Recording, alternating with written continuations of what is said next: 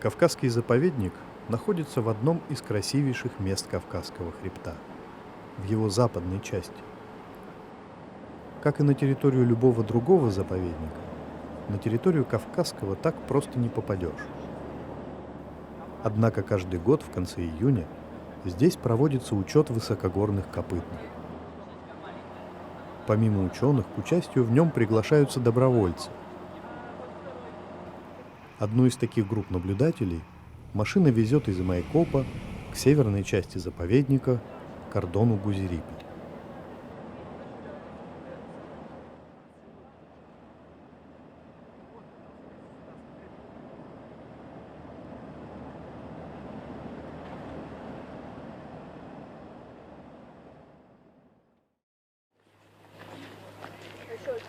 В Кавказском заповеднике учеты туров и серн проходят с 1939 года. Это масштабные мероприятия, в которых задействованы десятки людей. Территория заповедника делится на 16 участков, в каждом из которых работает одна или две группы. Уходящих в северный отдел заповедника провожает ответственная за весь учет Кристина Бибина. В каждой группе по 3-4 человека приблизительно. Да, выходят одновременно, захватывается вся территория. Это позволяет получить более достоверные данные, чем если использовать пересчетные коэффициенты. Основа из сотрудников заповедника, и привлекаются сторонние наблюдатели, которые зарекомендовали себя на предыдущих учетах, например. От кордона в горы группы забросит ГАЗ-66. Легендарный советский вездеход. Пожалуй, лучшая машина для этой дороги.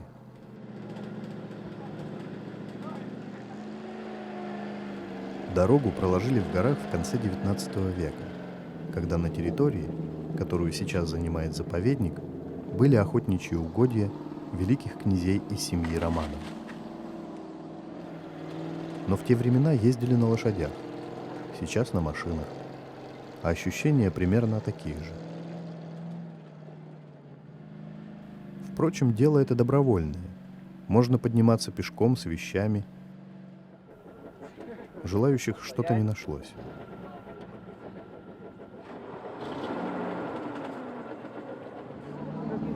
Машина пробирается сквозь буково-пихтовый лес.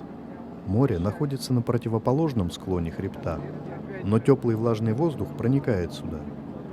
Благодаря ему здесь буйство зелени и растут настоящие деревья исполины.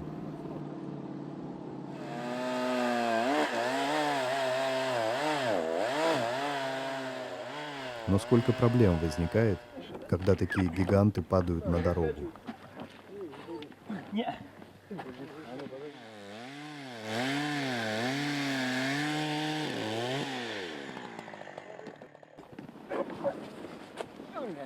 Да, вы накроели.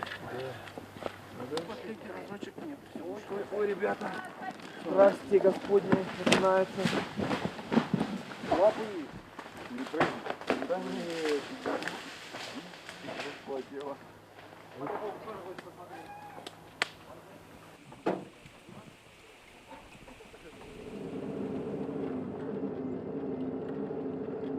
Наконец лесной пояс закончился.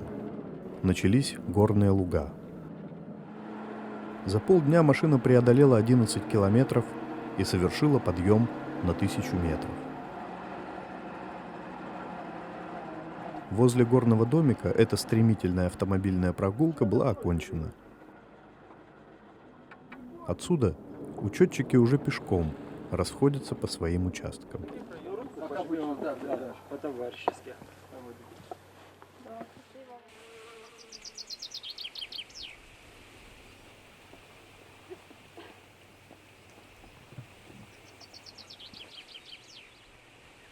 В домике на ночь осталась группа под руководством старших научных сотрудников заповедника Сергея Трепета и Татьяны Ескиной.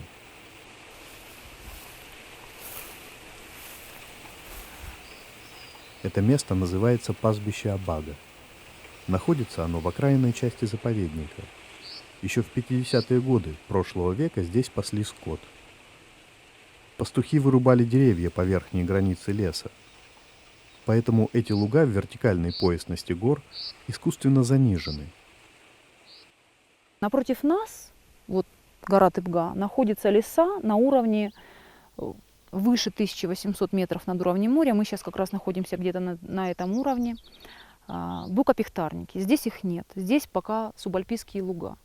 Но уже видно, что березовое криволесье начинает формировать свою структуру, защищая букопихтарники. Буквально через 20-30 лет можно прогнозировать, что на это место придут за ними бук и пихта.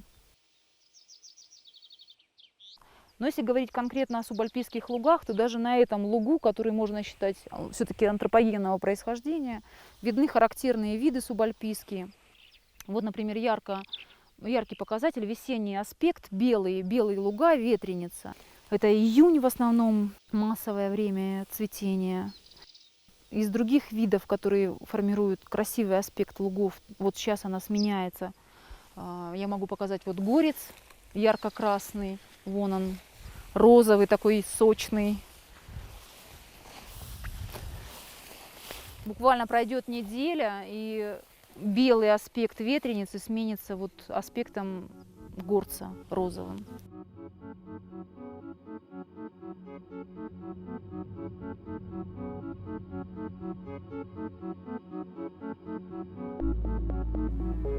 Западный Кавказ – одно из самых влажных мест в России.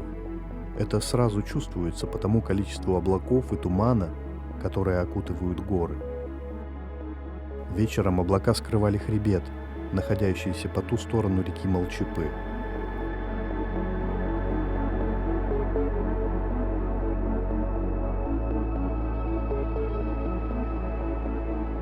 Зато утром открылась вся панорама. Главное место в ней занимает гора Тыбга. Эта гора и есть учетный участок Сергея и Татьяны.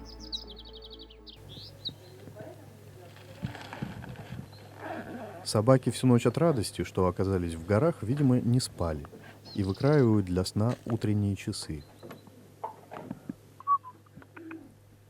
Как выяснилось, в походе они будут не только любоваться горными видами. Все они относятся к породам ездовых собак. В основном это хаски и один аляскинский маламут. Они понесут груз весом от 6 до 12 килограммов. Собаки пробовали жаловаться, но никаких послаблений не добились. Учет — это все-таки работа.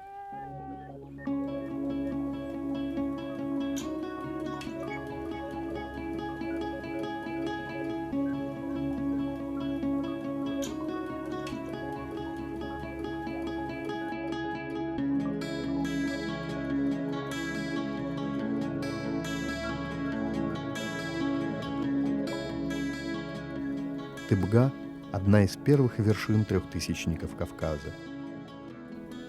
Отсюда начинается высокогорье. Здесь появляются и первые ледники хребта. Тыбга в переводе с адыгейского «хребет Тура». И сейчас она – ключевой участок места обитания высокогорных копытных. Гора видна как на ладони. Но путь к ней оказался неблизким.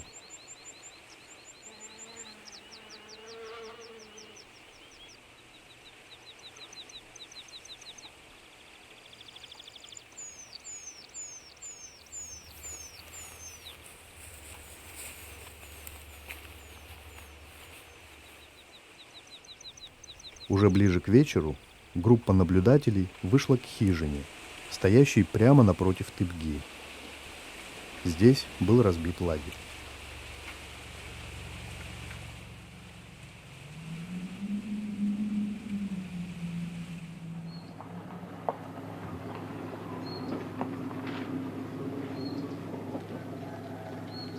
Кавказский заповедник по размерам самый большой из всех природоохранных территорий Кавказа. Поэтому он разделен на несколько отделов. Управление восточным отделом находится в поселке Псибай. Так как учет проходит по всему заповеднику одновременно, на восточной территории сейчас тоже работают несколько групп.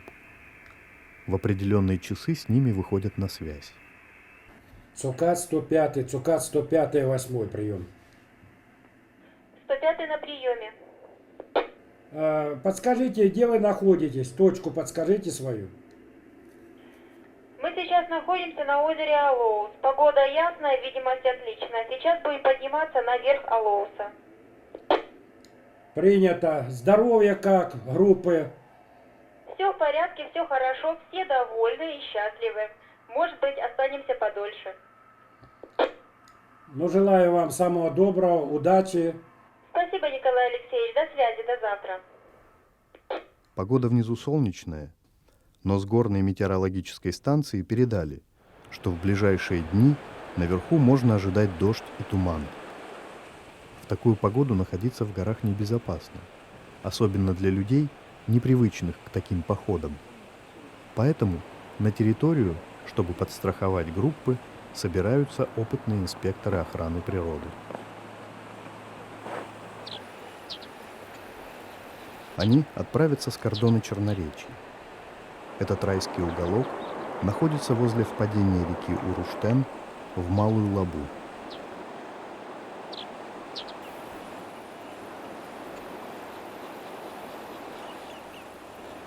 На кордоне не только охраняют проходы в заповедник, но и постоянно живут.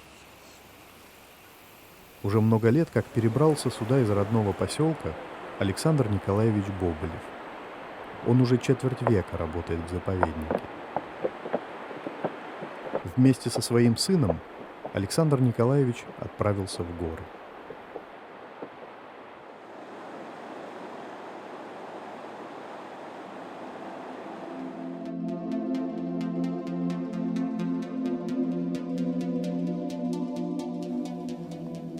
Группе, которая работает в северном отделе, остался последний переход на Тыбгу. Солнце только встало. Все еще спят, кроме Сергея. Он один из лучших фотографов дикой природы Кавказа. И такое погожее время пропустить никак нельзя. Вскоре его раннее пробуждение было вознаграждено. На отроге Тыбги вышли зубры, символ Кавказского заповедника. Ради их охраны он и был создан в 1924 году. Правда, к тому времени эти звери были практически уничтожены, и их не удалось спасти. Через 3 года после организации заповедника браконьеры убили последнего кавказского зубра. И все же эти животные не призраки. История возвращения зубров на Кавказ – гордость заповедника.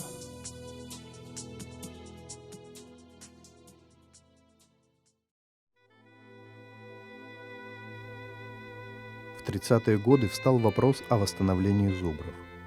В неволе оставался один бык кавказца. Путем скрещивания его потомков с американскими бизонами было получено стадо гибридных животных.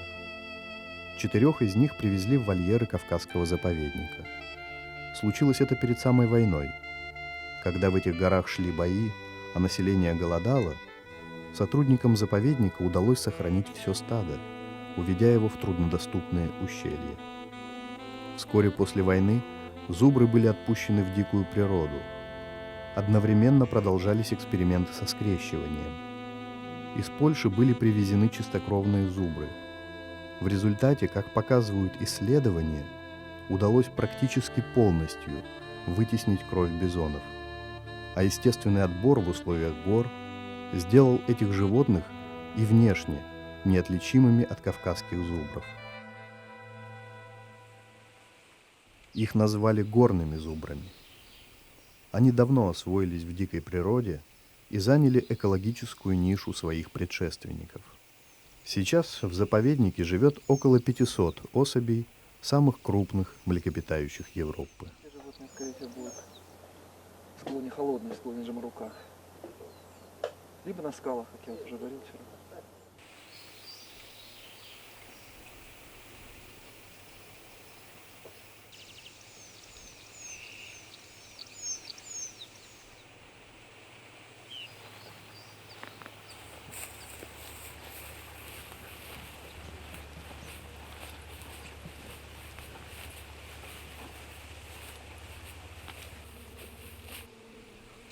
На склоне, где паслись зубры, растут густые заросли кустарника с плотными листьями и красивыми крупными цветами. Это рододендрон кавказский, характерный представитель субальпийского ландшафта. Здесь просто вот мы видим, как идет типичный биологический или экологический экотон. То есть вот переходная зона. У нас же все постепенно, переходов резких в природе не бывает. Поэтому постепенно лес сменяется лугами. Мы видим, что на верхней границе леса очень много полян. Идет борьба между травянистой и древесной растительностью. Здесь точно так же. Вот более или менее подходящий был для травянистой растительности луг, пологий. И мы видим, что здесь луга. Чуть мы поднимаемся выше, начинается более крутой склон, балочки, где снег может застаиваться. И тут же формируется уже покрытие рододендрона почти со 100% доминированием. Выше по отрогу Тыбги заросли рододендронов заканчиваются, а с ними и субальпийское высокотравье. Начинаются альпийские луга. Они занимают верхнюю часть зеленого пояса гор, распространяясь до самых ледников. Это мир невысоких растений, составляющих цветущий ковер. Местами его сменяют участки горной тундры, покрытые мхами или шайниками.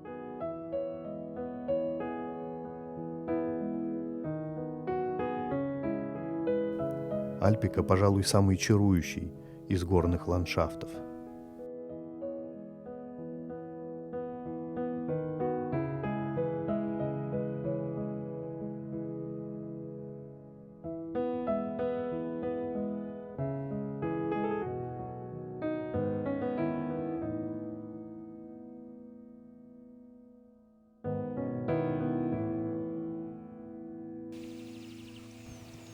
А вот ручьев и деревьев в Альпике нет.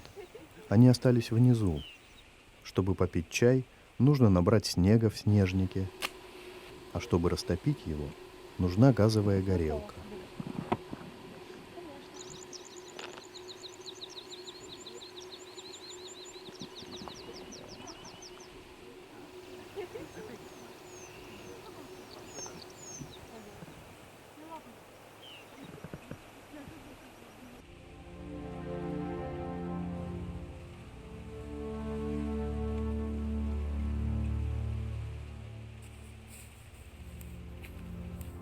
Дальше на Тыбге начинаются скалы.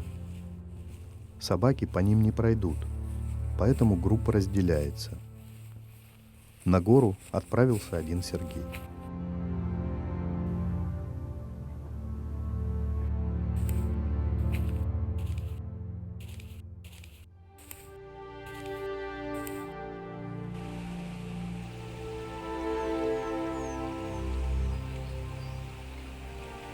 Инспекторы охраны в восточном отделе уже поднялись над уровнем леса и вышли на хребет Снеговалка.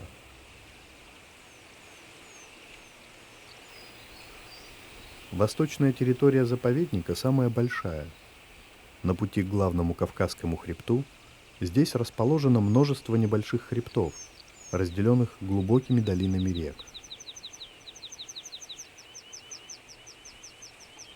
С хребтом Снеговалка соединяются еще два хребта, образуя Нагорье, вершина которого – гора Ятыргварта.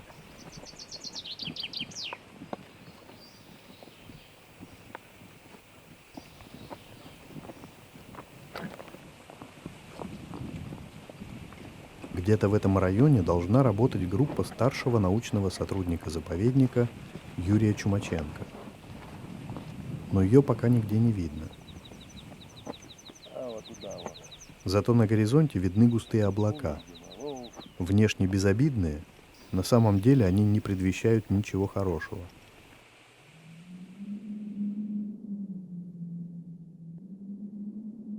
Сергей Трепет находится уже недалеко от вершины Тыбги. Здесь можно ожидать встречи с высокогорными животными. В чаше древнего ледника среди морен и каменистых осыпей, в местах, казалось бы, неприютных, кипит жизнь.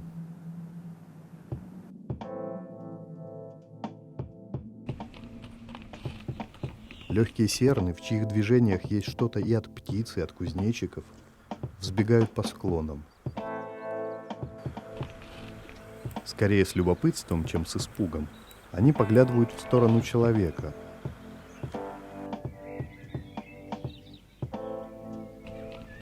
А потом вдруг пускаются на утек.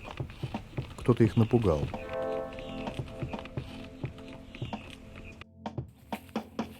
В ледниковом цирке появился медведь.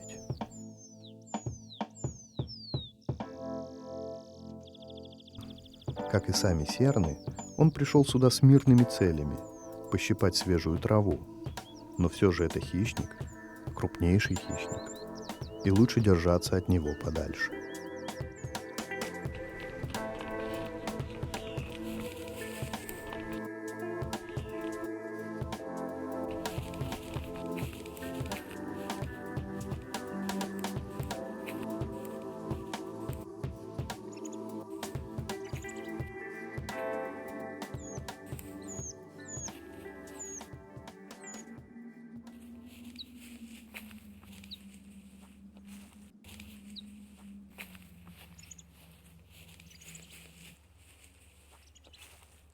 Серны – один из видов высокогорных копытных.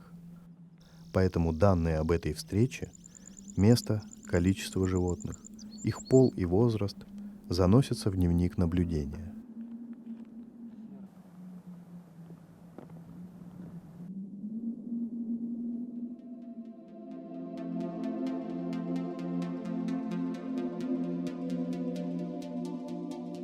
Сегодня последний день учета.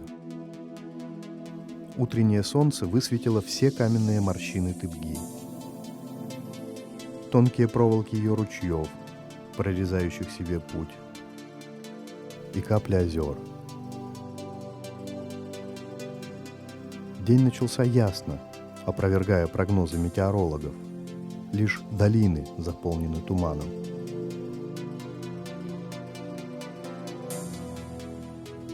На своих летних пастбищах появляются животные.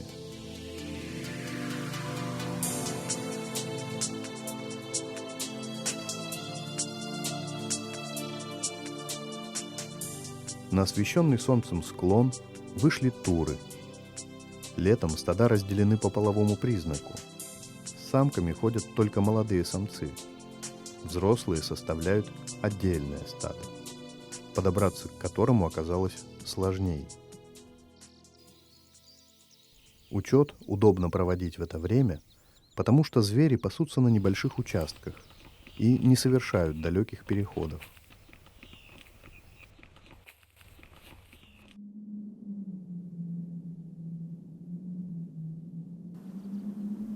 Погода в горах меняется быстро. Только что было ясно, как в воздухе прямо на глазах начали образовываться облака.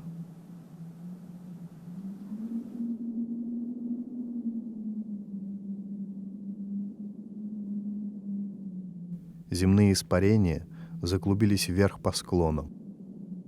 В разрывах белых бород какое-то время еще были видны вершины, но вскоре скрылись и они. Горы поглотил туман.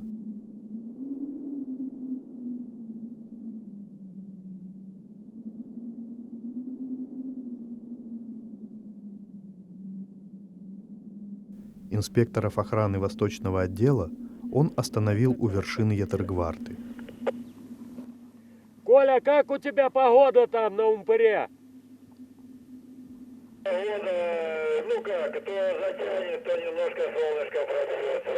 Ну, пасмурно, можно сказать. Ну і в нас все как в погребі туманом затянуто. Нічого не видно. Однако сейчас ничего не видно не только людям, но и животным.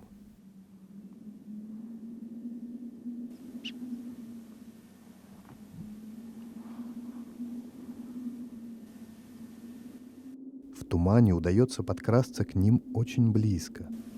Это самцы туров. Они посвистывают, значит, почувствовали опасность. Но убегать не спешат. Порой они встают на колени, словно для молитвы каким-то своим богам.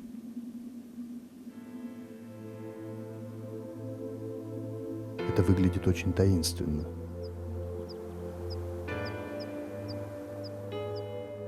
Они не убежали, и когда туман рассеялся. Прояснилась и причина их коленопреклонений. В этом месте находится солонец, и животные едят пропитанную солью землю.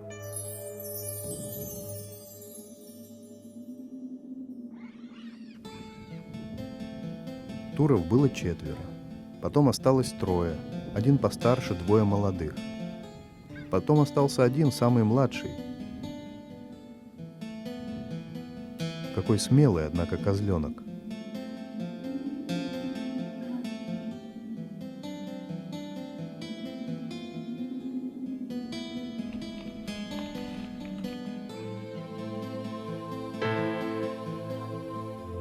Все оказалось не так просто. За пригорком скрывался целый отряд в 36 рогов. Кто, парни, у вас тут главный?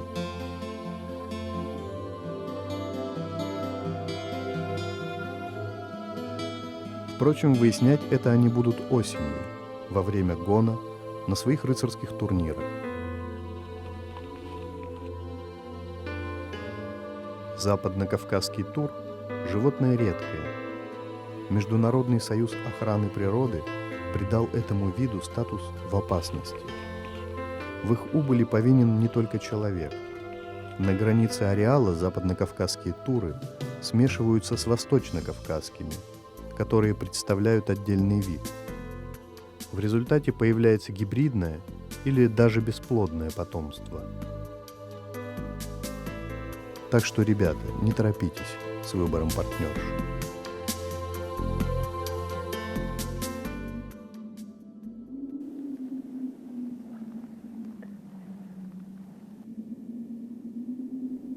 Похоже, туман накрыл горы надолго.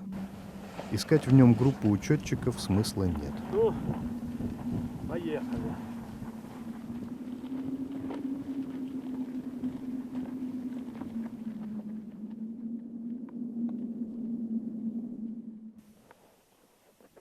Примись!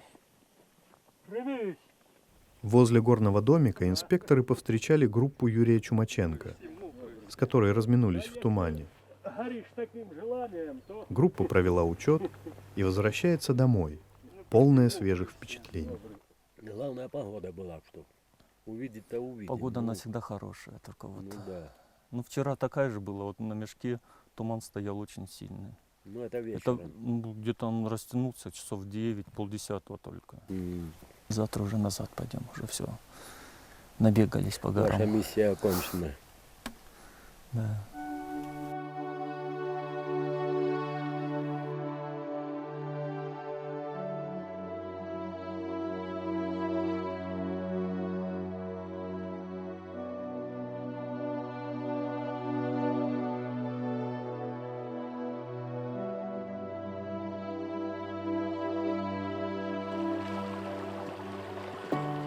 Утром последняя группа наблюдателей покидает заповедник, а природа погружается в свое первобытное состояние.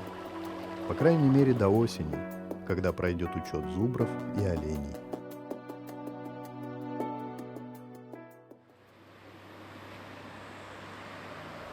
Учет же туров и серн заканчивается в Майкопе, в научном отделе заповедника.